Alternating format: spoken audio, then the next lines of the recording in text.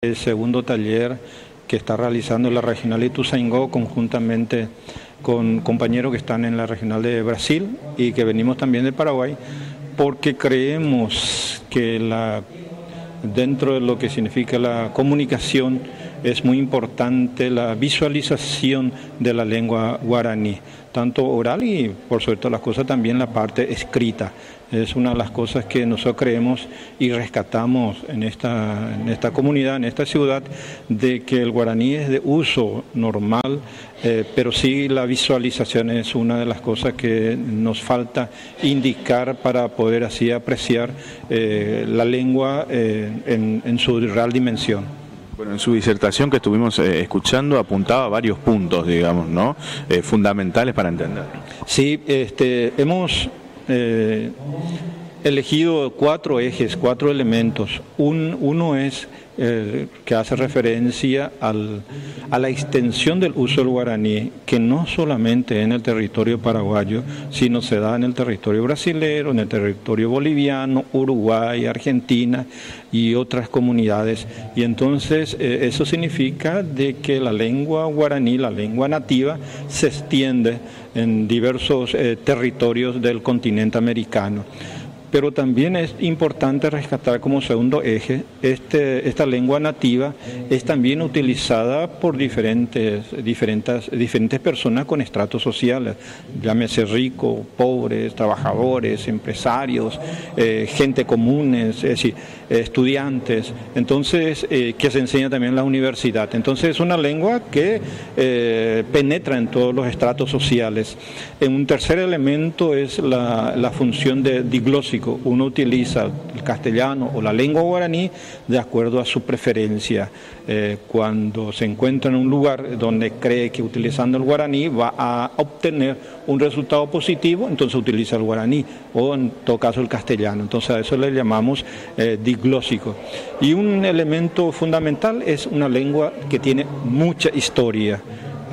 Ya decíamos en la exposición de otros compañeros, desde el año 1595 empieza con el trabajo de Anchieta en Brasil, con la lengua general más usada en la costa del Brasil.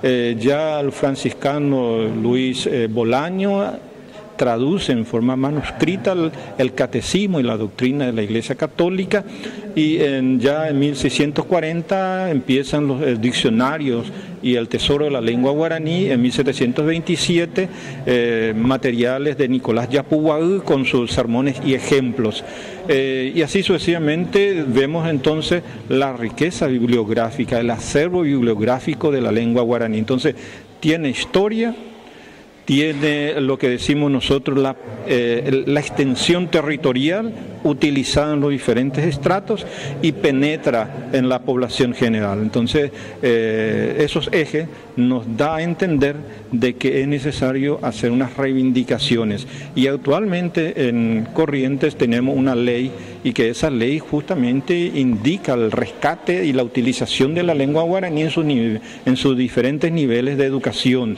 Es más, la señalización bilingüe, tanto en castellano como en guaraní, es decir, está el marco jurídico disponible y no se está materializando.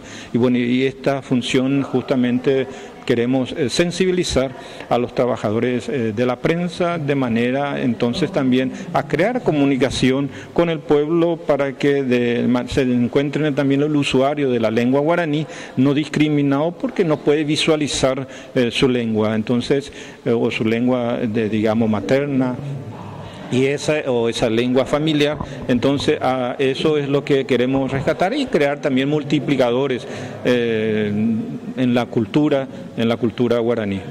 Ahora, resaltaba también la importancia de los jóvenes, ¿no? La difusión y la promoción justamente de la lengua guaraní. Eso es un aspecto fundamental.